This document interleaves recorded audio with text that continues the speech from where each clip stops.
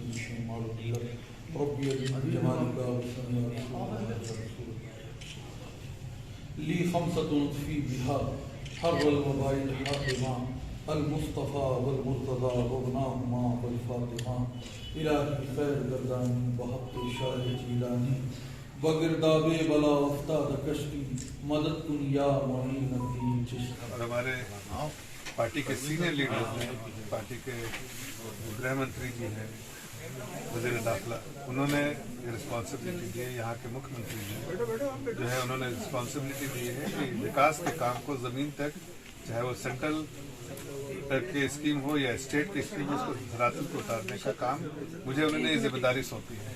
उस सिलसिले में बराबर आना होता है और साथ साथ अपने कौम के लोगों से और हर वर्ग के लोगों से मुलाकात करने का भी मुझे मौका मिलता है। इसी सिलसिले में, इसी कड़ी में आज यहाँ पर आना हुआ और अपनी हाजिरी लगाई है। यहाँ पर हमने दिल पहले से बहुत कर रहा था, आज मुझे मौका मिला तो माशाल्लाह से मैं यहाँ पर आ पाया।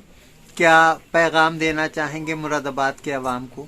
देखिए, मुरादाबाद के अवाम को मैं एक ही पैगाम देता हूँ कि कई बार ऐसा होता है कि मैं एक मिसाल के तौर पे बोलता हूँ कि ट्रेन पे अगर प्लेटफॉर्म पे खड़े हैं, ट्रेन पे अगर नहीं चढ़ते हैं तो हम ट्रेन तो चले जाते हैं, हम प्लेटफॉर्म पे ही खड़े रहते हैं। वक्त बदल गया है, हालात बदल गए हैं, हमें भी हालात के हिसाब से बदलना पड़ेगा। हमें अपने फायदे और अपने आने वाले पीढ़ियों के मुस्तकबिल के बारे में सोचना पड़ेगा। अगर हम प्लेटफॉर्म पे हम नहीं खड़े रह गए, अगर हम उस ट्रेन पे नहीं चढ़े तो अपनी मंजिल तक नहीं पहुंच पाएंगे। और अगर मंजिल तक पहुंचना हो तो चाहे किसी तरह से भी ट्रेन पर हमें चढ़ना पड़ेगा। चढ़ने के लिए जो इम्कानात होते हैं वो सबसे पहले कि अपने वोट की कीमत को समझे। मैं ये नहीं कहता हूँ कि भारतीय जनता पार्टी को वोट दें या किसी और पार्टी को ना दें, लेकिन किसी एक पार्टी को हराने के लिए कोई एक अपने खास के अपने कौम को एड्रेस करते हुए कह रहा हूँ, हराने के लिए नहीं लड़ना चाहिए। अपने मफाद के लिए, अपने फायदे के लिए, अपने कौम के फायदे के लिए, और उसमें जहां बेहतरी हो उसके एतबार से जिस पार्टी ने आपके अच्छे मैनिफेस्टो दिए हैं, जिसने आपको मुकाम दिया है, जिसने अपने आपके तकलीफों का अपने मैनिफेस्टो में कहीं ना कहीं जिक्र किया है, उस मैनिफेस्टो को ध्यान रखते हुए अपने वोट का सही इस्तेमाल करें।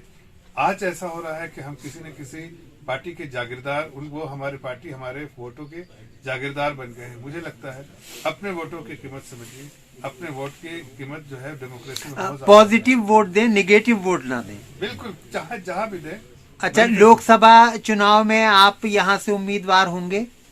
देखिए, इस तरह से मेरा उस पर कोई टीका टिप्पणी करना सही नहीं होगा और ना किसी को इस चीज के बारे में मालूमात होती है। सिर्फ मुझे यहाँ पर जिस मकसद से भेजा गया, मैं उस मकसद में ही फोकस रहता हूँ।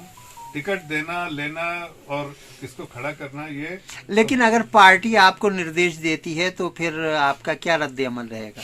नहीं, पार्टी अगर निर्देश देगी तो हमारा रद्द अमल क्या होगा? पार्टी का तो एक कमिटेड सोल्जर हूँ, तो जाहिर है जो पार्टी की तरफ से ऑर्डर आएगा, जो पार्टी की तरफ से आदेश उसे आएगा, फॉलो करेंगे, उसका पालन करूंगा, पूरी तौर से पालन करूंगा। अगर पार्टी कहती है यहाँ से खड़े होने के लिए उसको जी जान लगा के आप लोगों के सहयोग से, अपने सभी लोगों के सहयोग से और सभी लोगों के लिए काम करता हूँ। मैं कोई तफरका नहीं करता हूँ कि किसका कौन किस नाम का किस समुदाय का, उस तरह से नहीं, हर के लिए खड़ा रहता हूँ। आप इस चीज की आपके सामने एक बहुत बड़ी मिसाल है कि यहाँ पर जो दिलशाद साहब को पद्मश्री मिला, उसमें बहुत बड़ा मेरा योगदान है जी। और मुझे मालूम है कि मैंने किस तरह से उनके नाम को रिकमेंड किया था और हमारे वजीर आजम ने उस मांग को स्वीकारा, गृह मंत्री ने स्वीकारा। 2 नाम थे उसमें, एक किसी और का नाम था और एक इनका नाम था, लेकिन उन्होंने फिर भी इस नाम को तरजीह दी। इसलिए इससे समझ में आता है कि कोई तफरका नहीं, कोई ये नहीं, जिस चीज की कोई भेदभाव नहीं, और जिस चीज को सही से सराहना चाहिए पार्टी ने सराहा है। आज हमें अपने आंखों को खोल कर अपने मकसद को और अपने फायदे को और अपने आने वाली पीढ़ी और उसके मुस्तकबिल के बारे में सोचना ही पड़ेगा।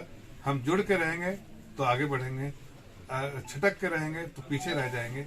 हमें जुड़ के रहना है, इसका ये मतलब नहीं मैं कभी कह रहा हूँ कि सिर्फ बीजेपी को वोट देना है। मुझे आप जैसा आपने जिक्र किया, नो नेगेटिव वोट, पॉजिटिव तरीके से, पॉजिटिव फ्रेम ऑफ माइंड से जिस पार्टी को आपको अच्छा लगता है उसको दीजिए। उससे आप जाहिर है आपके फायदे के लिए जो काम पार्टियां काम कर रही है उसको जरूर मिलेगा।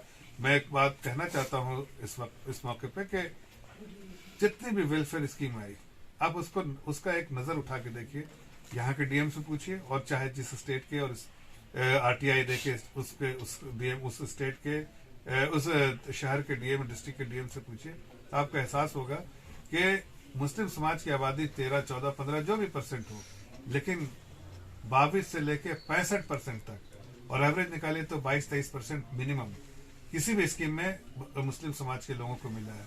तो उससे समझ में आता है कोई भेदभाव नहीं, जिसका सूची में नाम है, फेहरिस्त में जिसका नाम है उसको मिला है। और यही हमारा जो गवर्नेंस मॉडल है। और देखिए 2 चीजें हैं, एक तो है वोट की राजनीति और एक है सरकार का गवर्नेंस मॉडल बिल्कुल साफ है, इसलिए कि जब एक बार चुन कर आए हैं तो सभी नागरिक बराबर होते हैं और सबके यकसा होते हैं और सबके लिए ध्यान रखना पड़ता है।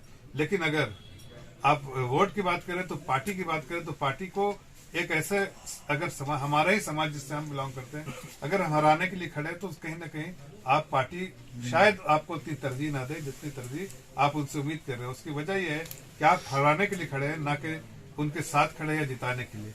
जब तक हम सिर्फ नेगेटिव माइंडसेट रखेंगे हमें नुकसान होगा। हम पॉजिटिव फ्रेम ऑफ माइंड से काम करेंगे, हमारे नस्लों को आगे फायदा होगा, हमारे आज की नस्लों को फायदा होगा, आने वाली सब पीढ़ियों को फायदा होगा। पार्टियां कोई भी रहे, हम ये नहीं कहते सिर्फ बीजेपी के लिए, लेकिन नेगेटिव माइंडसेट नहीं रखना चाहिए। और किसी एक पार्टी को हराने के लिए, ये बड़े अफसोस की बात है कि भारतीय जनता पार्टी को हराने के लिए खड़े हो जाती है हमारी कौम, उससे कहीं ना कहीं परे रहना चाहिए। उसको कोई फायदा नहीं है डेमोक्रेसी में। हम अपने आप को अपनी ताकत को पहचानते हुए एक पॉजिटिव फ्रेम ऑफ माइंड से सभी पार्टी को एक यकसा डील करें, जो आपके लिए बेहतरी के लिए काम करे, उसके साथ करें। बहुत बहुत शुक्रिया। जफर इस्लाम साहब तशरीफ लाए, सरकार की बारगाह में हाजिरी दी, क्या कहना चाहेंगे इस मौके पर आप?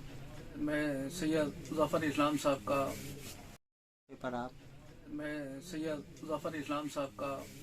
हज़रत सैयदना सुल्तान साहब रहमतुल्लाह अलैह के दरबार में हाजिरी पर ऑल इंडिया खान का कमीशन की तरफ से और दरगाह शरीफ की तरफ से दिल की गहराइयों से इस्तकबाल करता हूँ और अल्लाह से ये दुआ करता हूँ कि जिस मुराद से भी और जो भी ख्वाहिश लेकर सैयद साहब यहाँ तशरीफ़ लाए हैं, अल्लाह ताला इनकी जायज़ तमन्ना को पूरा अता फरमाए।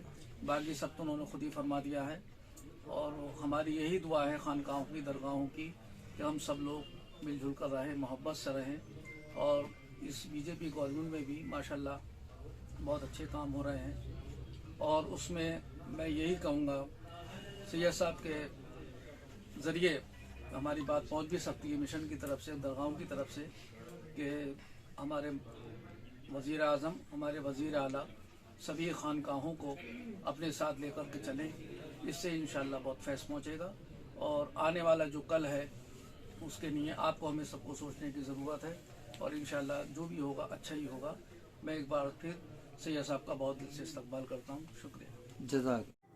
अभी तक के लिए फिलहाल बस इतना ही, मुझे दीजिए इजाजत। देखते रहिए आप तक टीवी न्यूज।